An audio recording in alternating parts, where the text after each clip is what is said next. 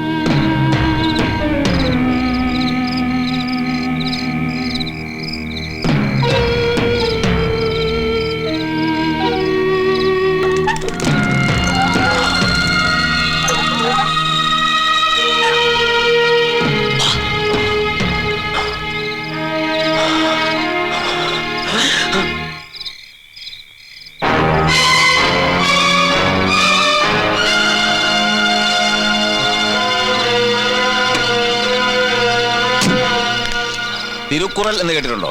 തിരുവള്ളുവരുടെ കർക്ക കഷടര കർപ്പവേ കട്രബിൻ നിർക്ക അതർക്ക തകെ. അതിന്റെ അർത്ഥം അറിയാമോ? ഒരു കാര്യം ചെയ്യുമ്പോൾ അതിന്റെ എല്ലാ വശങ്ങളും പഠിച്ചിട്ട് വേണം ചെയ്യാൻ, അല്ലെങ്കിൽ ചെയ്യാൻ പോകരുത്.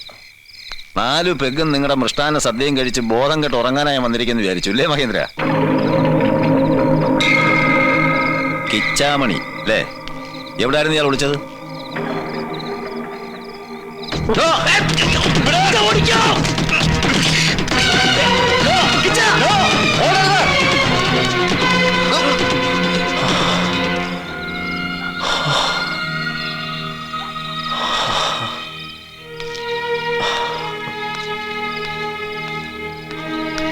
Yes, I can understand. ഒരു സുഹൃത്തിനെ രക്ഷിക്കാൻ വേണ്ടി ഞാനായാലും ചിലപ്പോൾ ഇതൊക്കെ ചെയ്യും. But it's A crime, you know mister Mahi. അറിയാം സർ, അറിഞ്ഞിട്ട് തന്നെയാ ചെയ്തത്.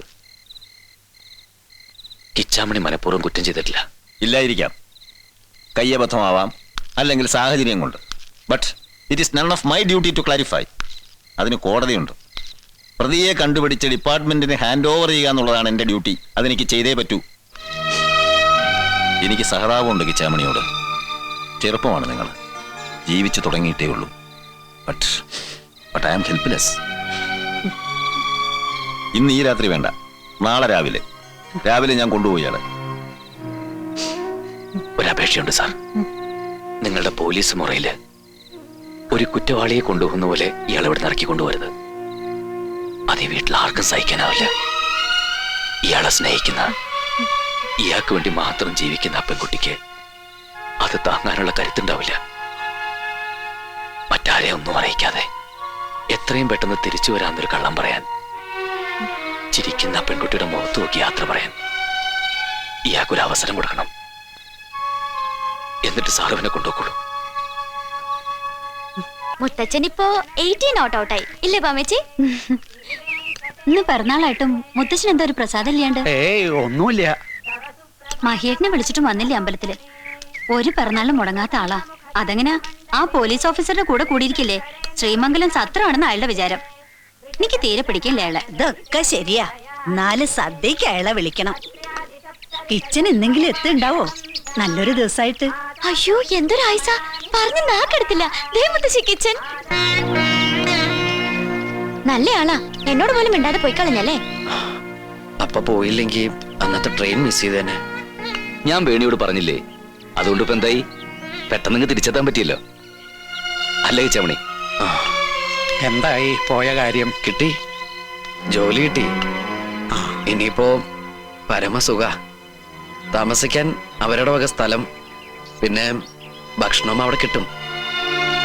എല്ലാ ടെൻഷനും ഇതോടെ തീരും ഇല്ലേ മഹിയേട്ടാ? പക്ഷേ കിച്ചൺ ഇന്ന് തന്നെ പോണം. ഉടനെ ജോയിൻ ചെയ്തില്ലെങ്കിൽ കിട്ടിയ ജോലി പോവേ. ഇന്ന് പോവേ? നല്ല കഥയായി.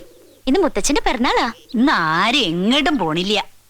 ഇന്ന് എന്റെ കൈകൊണ്ട് ഒരു പിടി ചോറ് ഞാൻ വിളമ്പിത്തരും എല്ലാവർക്കും. ആ പോലീസ് ഓഫീസറെ വിളിക്കണം മഹിയെ. എനിക്ക് പോവാതിരിക്കാൻ പറ്റില്ല മുത്തശ്ശി. വേണ്ട, ഞാൻ വിടില്ല എങ്ങോട്ടും. ഇന്ന് എന്തായാലും പോകാൻ പറ്റില്ല. മുത്തശ്ശന്റെ പിറന്നാള് മാത്രല്ല ഇന്ന്, കാർത്തികയാ. ഈ കുറി വേണിയുണ്ട് ഞങ്ങളോടൊപ്പം പാട്ടിനും ഡാൻസിനും. എല്ലാ വർഷവും ആഘോഷിക്കണതാ. ഇത്തവണ എല്ലാരും കൂടെ അത് ഗംഭീരാക്കണം. No, it is impossible. എന്ത് സ്റ്റുപ്പിഡിറ്റി നീ പറയുന്നത്? സാറിന് സ്റ്റുപ്പിഡിറ്റി ആയി തോന്നുന്നത് ഒരു വീടിന്റെ മുഴുവൻ സന്തോഷമാണ് സാർ. ഞാൻ കാല് പിടിക്കാം. ഈ ഒരു പകലും രാത്രിയും കൂടി നാളെ രാവിലെ എല്ലാവരും ഉണരുന്നതിന് മുമ്പ് കൊണ്ടുപോകാൻ സാറിന് അവനെ. നാളെ രാവിലെ അയാളെ തഞ്ചാവൂർ കോർട്ടിൽ ഹാജരാക്കാനുള്ള എനിക്ക് വിവരം ഞാൻ SP ഓഫീസ് വിളിച്ച് പറഞ്ഞു കഴിഞ്ഞു. സാർ പ്ലീസ്, സാറ് വിചാരിച്ച നീട്ടി വെക്കാവുന്നേ ഉള്ളൂ. അത് ഒരു ദിവസം, ഇന്ന് ഒരു ദിവസം കൂടി അയാളും ആ പെൺകുട്ടിയും ഈ വീടും ഒക്കെ ഒന്ന് സന്തോഷിച്ചോട്ടെ സാർ. ഇനി ഒരുപാട് കാലം സങ്കടം മാത്രമല്ലേ ഉണ്ടാവൂ ഇവിടെ. അത് ശരിയാവില്ല മഹി. ശരിയാവും. താൻ എന്നെ വെറുതെ കുഴയ്ക്കരുത്. സെന്റിമെന്റ്സും മണ്ണാങ്കട്ടയും. അതെ, സെന്റിമെന്റ്സ് ആണ്. ഈ സെന്റിമെന്റ്സിൽ അല്പമെങ്കിലും സാറിന്റെ ഉള്ളിലുള്ളതുകൊണ്ടല്ലേ ഇത്രയും ദയ സാറും കാട്ടിയത്. ഒരിക്കൽ കൂടി ഞാനത് ആവശ്യപ്പെടുന്നുള്ളൂ. വേണ്ട, കേൾക്കണ്ട, എനിക്ക് കേൾക്കണ്ട ഒന്നും. വേണേ ഞാൻ പറയട്ടെ, ഭാഗ്യമില്ല നമുക്ക്, ഭാഗ്യമില്ല. മറക്കണം നീ എന്നെ. മറന്നേ പറ്റൂ. ഇല്ല, പറ്റില്ല, എനിക്ക് ഈ ജന്മത്തിൽ പറ്റില്ല. നിനക്കൊരു വിഷമം ഉണ്ടാവില്ല ഇവിടെ. മഹിയേട്ടനും മുത്തശ്ശനും മുത്തശ്ശിയും എല്ലാവരും ഉണ്ട് നിനക്ക്. ആരും വേണ്ട എനിക്ക്. വിടില്ല ഞാൻ. എന്നെ ഒറ്റയ്ക്കാക്കിട്ട് പോവാൻ വിടില്ല ഞാൻ കിച്ചന്. വേണേ മരിക്കാം, ഒരുമിച്ച് മരിക്കാം നമുക്ക്.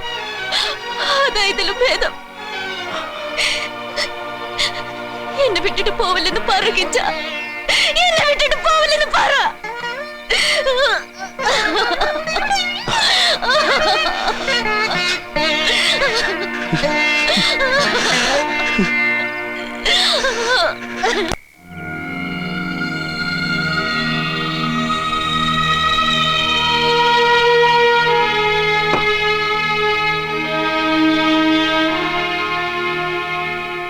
ഉറങ്ങിയില്ലേ സാർ?